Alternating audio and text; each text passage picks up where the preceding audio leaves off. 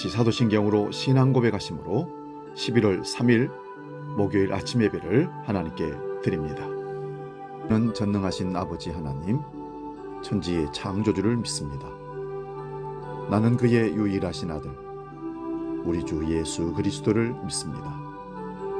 그는 성령으로 잉태되어 동정녀 마리아에게서 나시고 본디오 빌라도에게 고난을 받아 십자가에 못 박혀 죽으시고 장사된 지 사흘 만에 죽은 자 가운데서 다시 살아나셨으며 하늘에 오르시어 전능하신 아버지 하나님 우편에 앉아 계시다가 거기로부터 살아있는 자와 죽은 자를 심판하러 오십니다.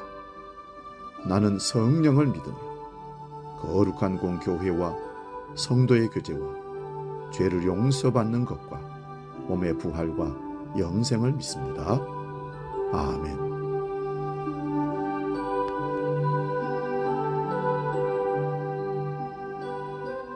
찬송가 95장 나의 기쁨 나의 소망 되시며 함께 찬송합니다.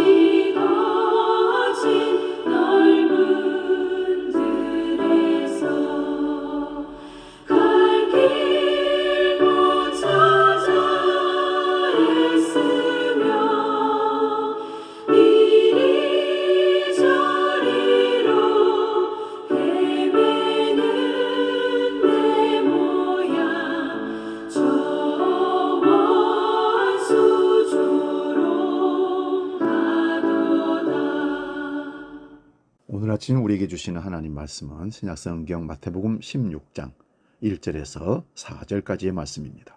신약 28면에 있습니다. 이 말씀 봉독할 때에 살아계신 주님의 음성을 들을 수 있기 바랍니다. 마태복음 16장 1절에서 4절 지금 봉독합니다. 바리새인과 사두개인들이 와서 예수를 시험하여 하늘로부터 오는 표적 보이기를 청하니 예수께서 대답하여 이르시되 너희가 저녁에 하늘이 붉으면 날이 좋겠다 하고 아침에 하늘이 붉고 흐리면 오늘은 날이 굳겠다 하나니 너희가 날씨는 분별할 줄 알면서 시대의 표적은 분별할 수 없느냐? 악하고 음란한 세대가 표적을 구하나 요나의 표적 밖에는 보여줄 표적이 없느니라 하시고 그들을 떠나가시니라. 아멘. 오늘 봉독한 말씀으로 가을을 사는 성도의 지혜, 이런 제목으로 말씀을 상고하면서 은혜를 나눕니다. 가을을 사는 성도의 지혜. 사람들마다 가을에 대해서 여러 가지 의미를 가지고 설명을 하지만 저는 결실하여 모아들이는 시기라고 표현하고 싶습니다. 모아들인다는 것은 심지 못하고 거두지 못하는 겨울을 위함입니다. 지금은 가을 추수가 한창인 때입니다. 가을이 오는 것을 모르는 사람은 없습니다. 그런데 가을에 하나님께서 우리에게 무엇을 말씀하시려는가에 대해 관심을 갖는 사람은 그리 많지가 않습니다. 깊어가는 가을을 살면서 하나님께서 우리에게 주시는 메시지를 몇 가지로 확인해 보려고 합니다. 첫째는 가을에는 열매가 있습니다. 열매가 없는 가을이라면 결코 행복하지 못할 것입니다. 곧 결실하지 못하는 겨울이 오기 때문입니다. 그래서 열매 없는 가을은 상상도 할 수가 없습니다. 봄에는 씨를 삐르고 가을에는 열매를 거둔다는 사실, 농부의 삶의 그 진리를 우리는 삶에 항상 적용하며 살아야 할 줄로 믿습니다. 시편 126편 5절 6절에 눈물을 흘리며 씨를 뿌리는 자는 기쁨으로 거두리라 말씀합니다. 씨를 뿌리고 여름에 그것을 가꾸는 데는 아주 많은 수고와 땀과 노력이 들어갑니다. 그러나 가을에는 그 노력의 결과를 반드시 얻게 됩니다. 봄에는 씨를 뿌려 싹이 나고 여름에는 가지가 자라고 잎이 무성하고 또 가을에는 꽃이 열매가 되어 농부들의 마음을 흡족하게 만들어준다는 사실, 우리는 너무나 잘 알고 있습니다. 그런데 오늘 많은 사람들이 심지도 않고 거두려고 합니다. 땀도 눈물도 수고도 노력도 하지 않고 거두려고 하고 아직 때가 이르지 않았는데 거두려고 하는 사람들도 있다는 것입니다. 심지 않고 쉽게 불로소득을 거두어서 부자가 되는 사람들의 소식을 들으면 사람들마다 자기가 가지고 있는 자금을 통틀어서 로또를 뿐만 아니라 주식을 뿐만 아니라 투자처를 찾아서 투자해서 일확천금을 노리는 그런 사람들이 우리 주위에는 너무나 많습니다. 인생은 땀도 흘리고 눈물도 흘리고 수고도 하고 노력도 해야 농부의 심정으로 인생을 살아내야 그 거둔 열매들이 값지고 그래서 수고한 대가로 행복한 삶을 살 수가 있는 것입니다. 인생을 보면 거둘 것이 없는 삶을 사는 사람들이 참 많습니다. 심지 않거나 가꾸지 않았기 때문입니다. 영혼의 추수도 한번 생각해 보겠습니다. 지금은 곡식과 열매를 거두지만 마지막 날에는 우리의 영혼을 심판하실 것입니다.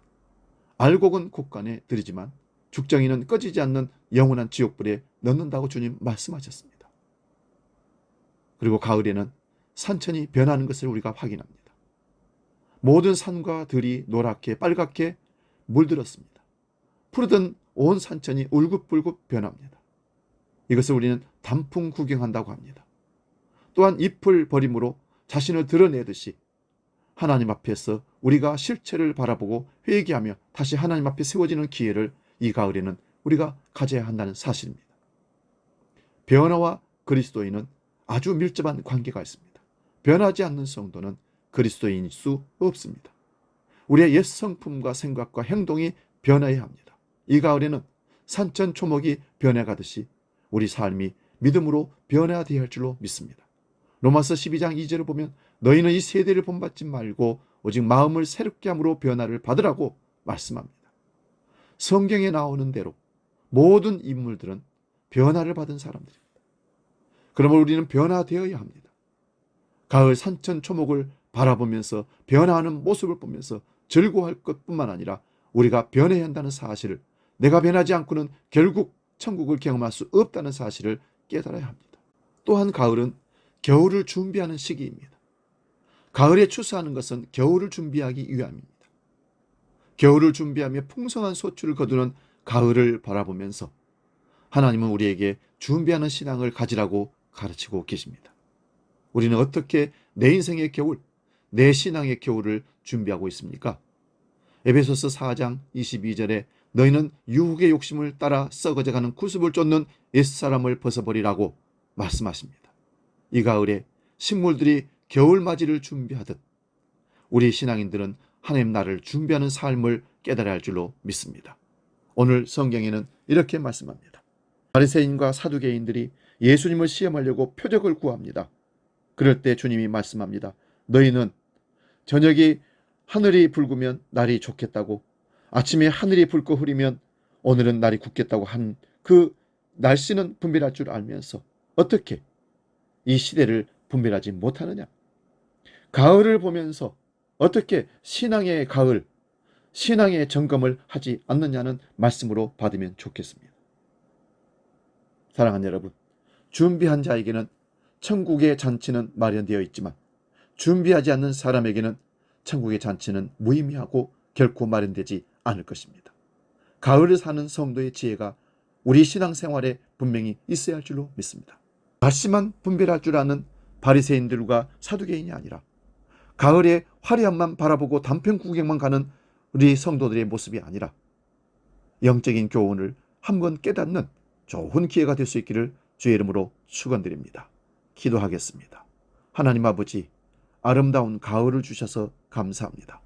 결실하는 가을을 주셔서 감사합니다. 우리 신앙의 삶을 가을과 대비해서 우리 한번 분별할 수 있는 기회를 갖기를 원합니다. 아버지, 나의 신앙에는 거둘 열매가 있는지, 또한 변화가 있는지, 하나님 나를 바라보며 겨울을 준비하듯이 신앙을 사모하며 준비하고 있는지 깨닫게 하여 주시옵소서. 이제는 주기도로 기도합니다. 하늘에 계신 우리 아버지, 아버지의 이름을 거룩하게 하시며 아버지의 나라가 오게 하시며 아버지의 뜻이 하늘에서와 같이 땅에서도 이루어지게 하소서. 오늘 우리에게 일용할 양식을 주시고 우리가 우리에게 잘못한 사람을 용서하여 준 것 같이 우리 죄를 용서하여 주시고 우리를 시험에 빠지지 않게 하시고 악에서 구하소서. 나라와 권능과 영광이 영원히 아버지의 것입니다. 아멘.